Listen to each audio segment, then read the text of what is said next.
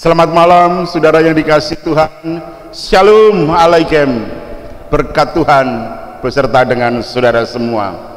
Malam hari ini kita berada pada satu tema dari hati. Dari hati.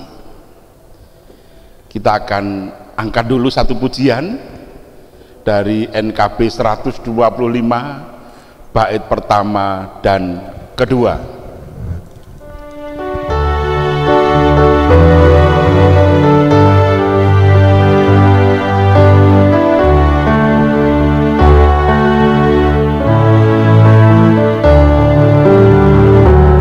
Ku dengar panggilan Tuhan, ku dengar panggilan Tuhan, ku dengar panggilan Tuhan, ikut salib, ikutlah aku. Aku mau mengikut Dia, aku mau mengikut Dia, aku mau mengikut Dia, ikut Dia, Yesus Tuhanku.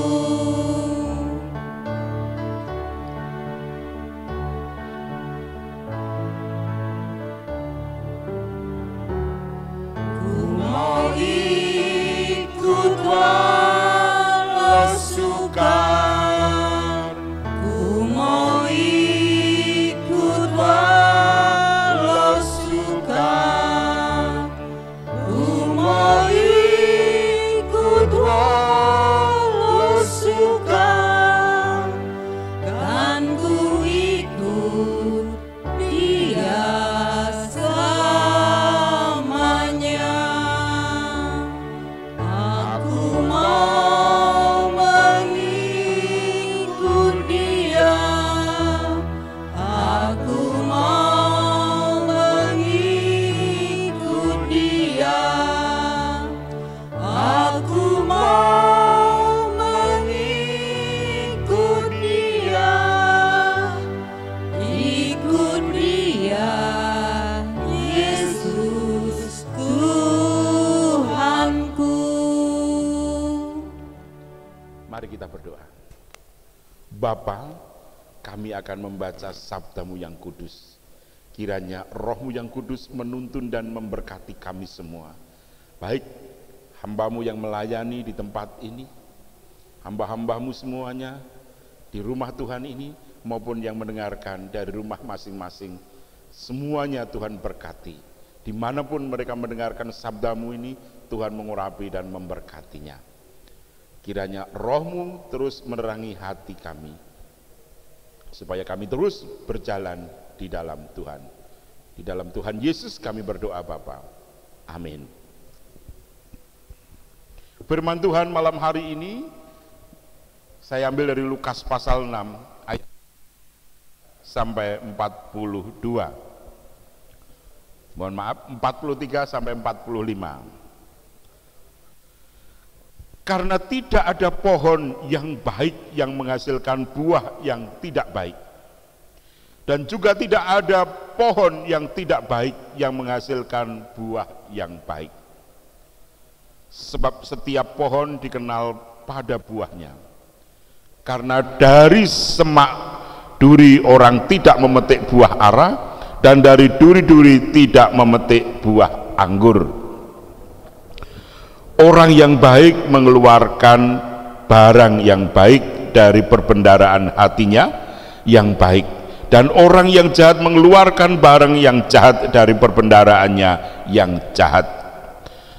Karena yang diucapkan mulutnya meluap dari hatinya. Amin. Saudara yang dikasihi Tuhan, tema kita hari ini dari hati. Apa sebenarnya yang dikehendaki Tuhan melalui Lukas 6 ayat 43 sampai 45 ini? Apakah Tuhan tidak tahu kalau manusia itu sudah jatuh dalam dosa? Sangat tahu. Justru karena Tuhan tahu manusia dalam dosa, itulah maka Yesus hadir untuk menolongnya. Tetapi yang paling mendasar adalah pada prinsipnya manusia itu berharga di mata Tuhan. Yesaya 43 ayat 4. Oleh karena engkau berharga di mataku dan mulia. Kenapa manusia itu berharga di mata Tuhan? Karena sejak semula manusia itu diciptakan oleh Allah menurut peta dan gambar Allah. Dan itu berarti manusia akan senantiasa berkomunikasi, berhubungan dengan Allah. Dan manusia tidak akan bisa hidup tanpa Allah.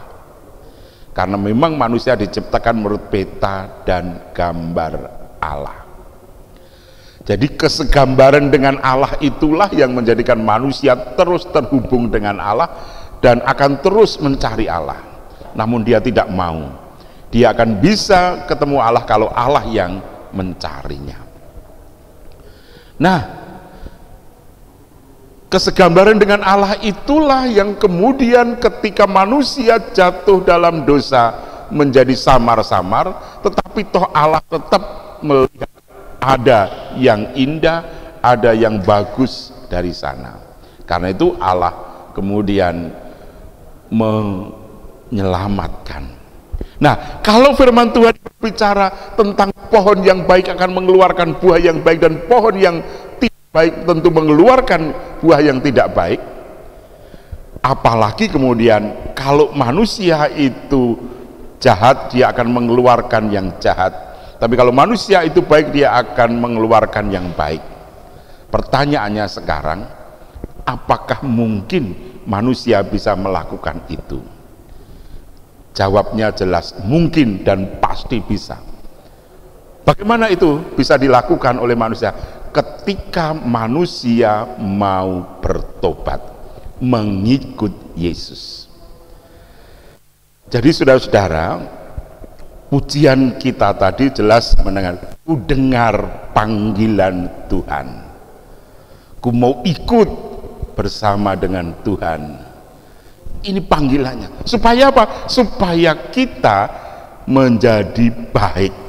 Nah, kalau kita menjadi baik akan mengeluarkan hal yang baik. Artinya apa?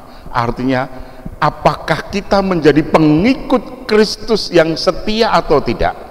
Apakah kita menjadi pengikut Kristus yang sejati atau tidak? Ketika kita mengeluarkan buah yang baik. Ciri khas apakah seseorang itu pengikut Kristus yang sejati atau tidak adalah dia mengeluarkan buah-buah seperti Kristus. Dia mau mengampuni, dia mau menerima sesamanya apa adanya, tidak mempersoalkan, dan dia mengangkat sesamanya untuk terus boleh aktif. Yang dulu dosa biarkan, tetapi begitu bertobat diperbaharui, dia harus terus hidup dengan baik dan benar ke depannya. Yesus tidak pernah melihat manusia dulu, tetapi Yesus ingin supaya manusia yang baru, yang diperbaharui oleh Yesus, yang dituntun oleh Yesus, dan yang dikuatkan oleh Yesus. Jadi ke depannya bagaimana? Nah inilah. Jadi kalau kita sudah bersama Yesus, kita nggak usah menengok ke belakang lagi. Nanti sama seperti istri Lot yang menjadi tiang garam karena dia ingin menengok ke belakang, ingin hidup seperti ketika di Sodom dan Gomora. Nah, malam hari itu kalau kita mau melihat diri kita, semuanya akan ke tempat yang jelek-jelek. Tidak ada orang yang baik. Tetapi di dalam Yesus seseorang itu diperbaharui. Dan ketika kita diperbaharui, disitulah kita akan mengeluarkan buah yang baik. Pertanyaannya sekarang adalah, apakah kita bersedia diperbaharui oleh Yesus atau tidak? Apakah kita bersedia hidup dituntun oleh Dia? Tentu ini yang harus kita renungkan. Tema kita dari hati. Apakah hati kita siap untuk diperbaharui Yesus? Rasul Paulus dengan jelas, aku berlari-lari menuju ke satu tujuan.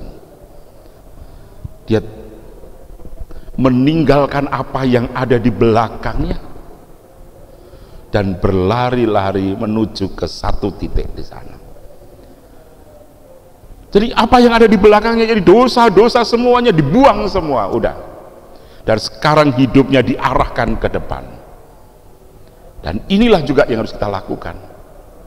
Kalau kita hanya melihat, menengok, wah dulu orang ini begini, dulu orang ini begini, ini begini, nggak akan pernah terjadi pembaharuan hidup kita.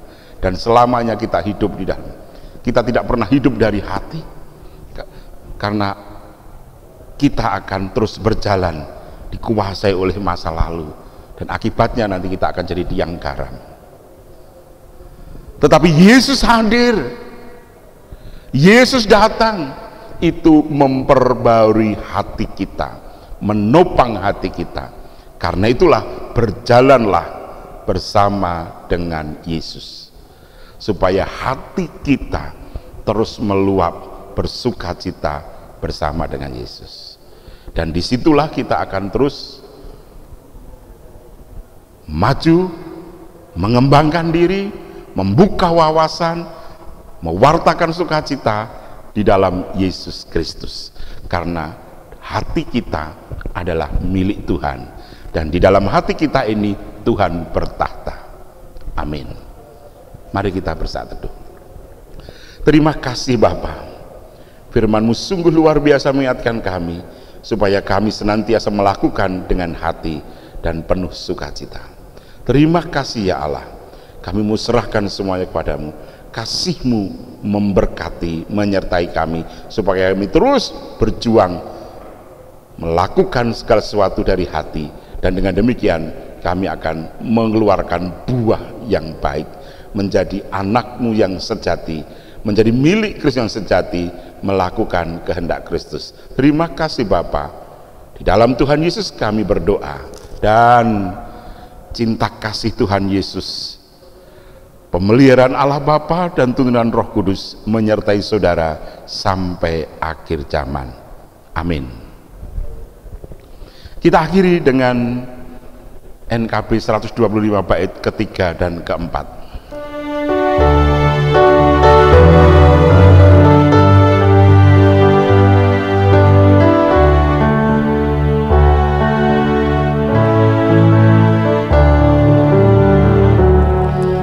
Meski jalanku mendaki, meski jalanku mendaki, meski jalanku mendaki, kan ku ikut Dia selamanya.